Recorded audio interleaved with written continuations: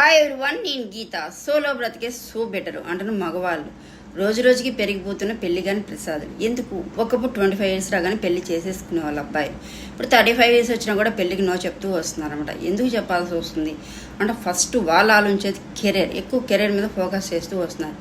ఒకప్పుడు ఏంటి అంటే ఆస్తులు ఉంటే చాలు, పిల్లనిచ్చి పెళ్లి చేసేవాళ్ళు. ఇప్పుడు ఎంత ఆస్తి ఉంటే మాకేంటి, కంపల్సరీ అబ్బాయికి జాబ్ ఉండాల్సిందే, కెరీర్లో సెటిల్ అవ్వాల్సిందే అని చెప్పేసి అమ్మాయిలు పెళ్లిళ్ళు చేసుకోవట్లేదు. అండ్ అమ్మాయిల తల్లిదండ్రులు కూడా అబ్బాయి కంపల్సరీ సెటిల్ అవ్వాలి, జాబ్ ఉండాలని కండిషన్ పెట్టడం వల్ల వాళ్ళు ఎక్కువ కెరీర్ మీద ఫోకస్ చేస్తున్నారు, పెళ్ళిని లేట్ చేస్తూ వస్తున్నారు అనమాట.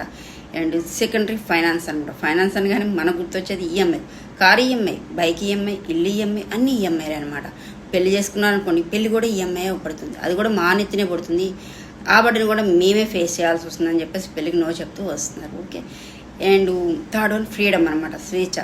సింగిల్గా అలవాటు పడిపోతున్నారు, సింగిల్ లైఫ్ని ఇష్టపడుతున్నారు అనమాట. మా బ్రతికి ఇలా బాగుంది, మా లైఫ్ ఇలా బాగుంది, మాకు అడ్డు చెప్పేవాళ్ళు లేరు, ఎదురు చెప్పేవాళ్ళు లేరు, మేము చాలా హ్యాపీగా డీల్ చేసుకుంటున్నాం మా లైఫ్ని అని చెప్పేసి ఆలోచిస్తున్నారంట. అంటే ఎవరైనా లైఫ్లోకి వస్తే ఫ్రీడమ్ పోతుంది అండ్ మేము ఇంత హ్యాపీగా ఉండలేము, ఎంజాయ్గా ఉండలేము అని చెప్పేసి ఆ థింకింగ్తో పెళ్ళికి లేట్ చేస్తూ వస్తున్నారు అబ్బాయిలు.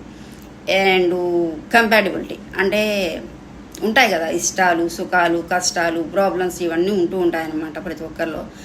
బట్ వాటన్నిటిని అర్థం చేసుకునే అమ్మాయి మన లైఫ్లోకి వస్తుందా? ఒకవేళ అర్థం చేసుకోలేకపోతే మా లైఫ్ ఎక్కడ డిస్టర్బ్ అవుతుందో అండ్ మా ఫ్యామిలీని బాగా చూసుకోగలుగుతుందో లేదో, పెళ్ళైతే కనుక ఫ్యామిలీ డిస్టర్బ్ అవుతుందా, మా ఫ్యామిలీని బాగా చూసుకోలేదు, కలవలేని అమ్మాయి వస్తే మా పరిస్థితి ఏంటి అని కొంతమంది ఆలోచించి పెళ్ళికి నో చెప్తూ వస్తున్నారు, పెళ్ళిని పోస్ట్ పోన్ చేస్తూ వస్తున్నారు. ఓకే. ఎస్. అండ్ నెక్స్ట్ మనం చూసుకోవాల్సింది డైవర్స్. చూస్తున్నాం కదా, ఎక్కడ చూసినా కూడా డైవర్స్ అనేది ఎక్కువైపోతున్నాయి అనమాట.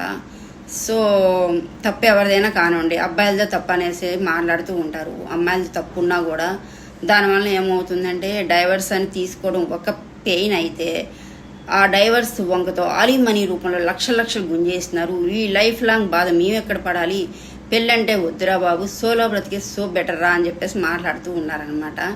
అండ్ ఫైనల్లీ ఇప్పుడు మనం ఎక్కువగా చూసేది ఏంటి, ఏం చూస్తున్నాం, హెడ్లైన్స్లో అనమాట, భర్తలను చంపుతున్న భార్యలు. అవునా? బట్ దీనికి బాగా భయపడిపోతున్నారనమాట. బట్ ఎక్కువ ఇలాంటివే జరుగుతూ ఉన్నాయి ఇప్పుడు ప్రజెంట్ డేస్లో. దానివల్ల కూడా వాళ్ళు పెళ్ళిని రిజెక్ట్ చేస్తూ వస్తున్నారనమాట భయపడిపోయి. సో వాళ్ళకి పెళ్ళి అంటే ఇష్టం లేక కాదు, బట్ వాళ్ళ లైఫ్లో సెటిల్ అయ్యాక, ఫైనాన్షియల్గా స్టెబిలిటీ వచ్చాక, కెరీర్ అనేది బాగా సెటిల్మెంట్ ఉన్నాక, మనల్ని అర్థం చేసుకున్న అమ్మాయి వచ్చాకే మేము పెళ్ళిళ్ళు చేసుకుంటాం అని చెప్పేసి కొంతమంది మాట్లాడుతుంటే, కొంతమంది సోలో బ్రతికే సో బెటర్, మాకు ఇలానే బాగుంది, మాకు పెళ్ళి అంటే